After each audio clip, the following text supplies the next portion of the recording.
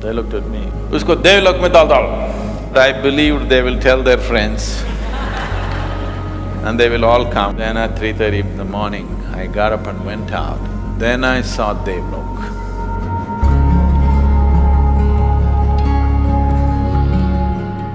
I must tell you my experience of landing in Devlok.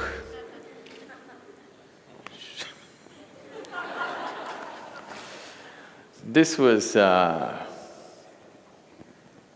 probably maybe 85, 86, 1985 or 86, I'm not sure, one of those 2 years. So I go to Himalayas and I'm alone, I trek. I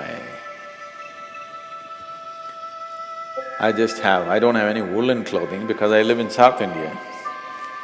And I just have t-shirts, little thicker ones, and I have one canvas jacket. Canvas jackets do well in South because it rains. So I'm always in the canvas jacket because I'm riding on my motorcycle. If it rains, I never allowed bad weather to stop me from doing what I'm doing, whatever it may be. Whether I'm playing a game or I'm riding or traveling, I never allowed bad weather to interfere with what I'm doing. So even if it's pouring monsoon rains, I'll be just riding. So always there's a canvas jacket with me. People from Bangalore should know, flying machine jackets. But when you go to Himalayas, when it gets cold, the canvas gets colder than normal clothing. Actually, cotton clothing would be better. Canvas gets so cold, so there's no way I can wear this jacket. For the first time I realized canvas jacket doesn't work in altitudes. All over South India, it did well for me.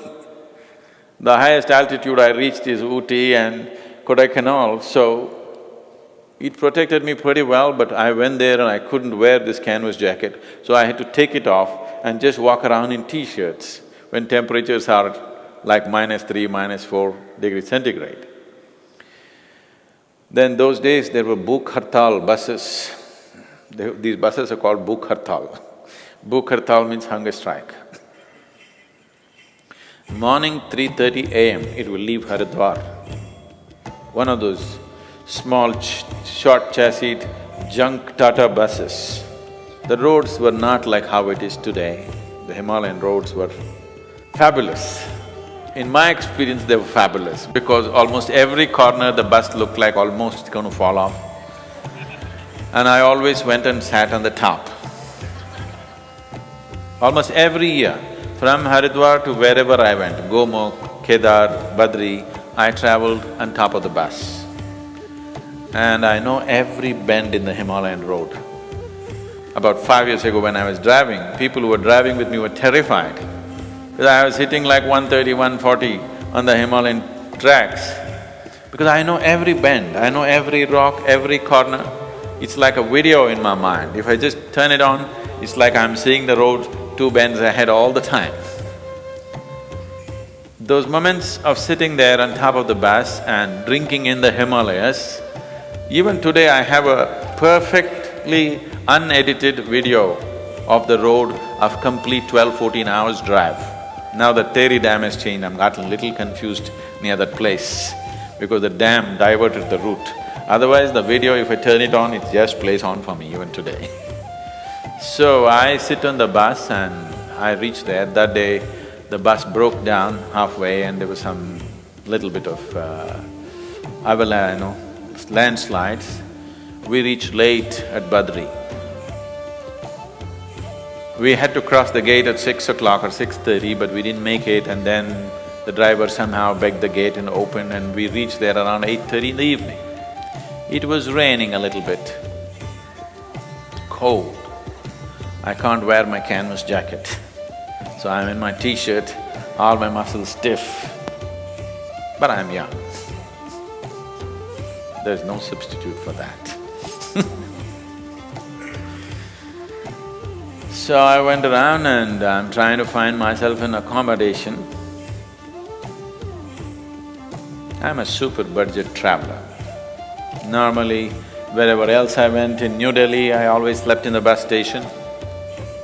ISBT, I've slept in that station any number of nights. In Haridwar, I slept in the bus station. In Rishikesh, I always slept in the bank of Ganga. It's only further up when it gets cold. In Uttarkashi, I always slept outside. Only when I went further up into the cold, I need a place. Then I'm looking for one cheap accommodation somewhere to put my head down, I'm exhausted. I got some food to eat. That's one thing in North India, you get roti and aloo. Four different varieties.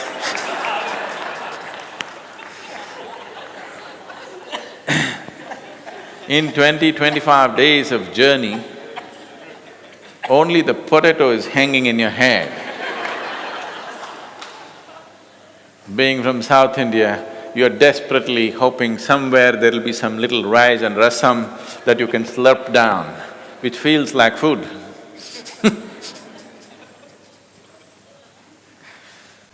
So, I ate the aloo. After the aloo treatment, I'm looking for a place. No place. They said every hotel is full. There were not this many, there were just one or two. They were all full. Then I went into an ashram. I forget the name of the ashram anyway. I went in and I said, I want to see Swamiji, whoever is there. After much haggling, they took me inside. I had eyes that they could not ignore. Now my eyes are like overworked and not the same. I had no beard, but I had eyes that they cannot ignore. So they took me in. Then I went there, two really nice big swamis, full orange robe, big bearded, they were like, I went and I said, I have come from south and I don't have a place to lie down and I'm all wet. My t-shirt is wet, I don't have a change because all my clothes in my haversack are wet by now. So I need a place to lie down. They looked at me, what do you do, this, that? I said, I'm beginning to teach what I know. Usko devlok mein dal dal. And I thought, oh wow, this is my fortune. They're going to put me in devlok. Devlok mein dal dal. All the stories that you've heard about devlok. I went. They took me inside a building like this, alley after alley. Then they gave me a room. The whole room was laid with beds, nobody there.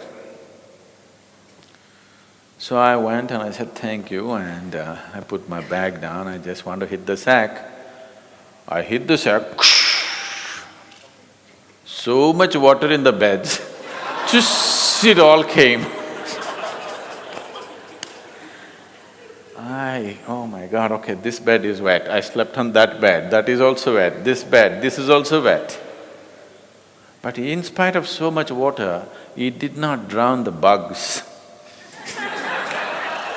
When I lie down, they bite me here, they bite me there. And I rolled and rolled and rolled. There were about 8 beds, I think. I rolled across 8 beds throughout the night just to make sure all the bugs are evenly fed.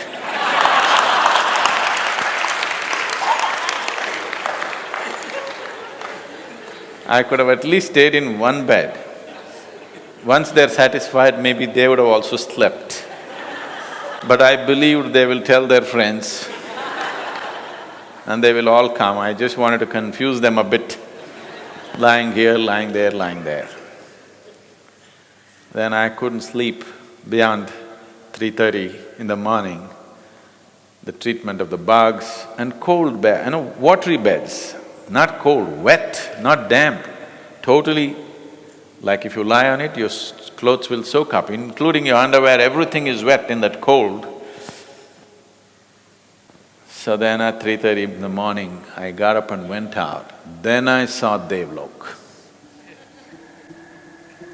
I was like no sleep and I thought I'll just get myself a tea and carelessly a little bit, walking like this. Then I just looked up. The whole valley is pitch dark. Just the mountain peak was white and golden, lit by the sun from elsewhere.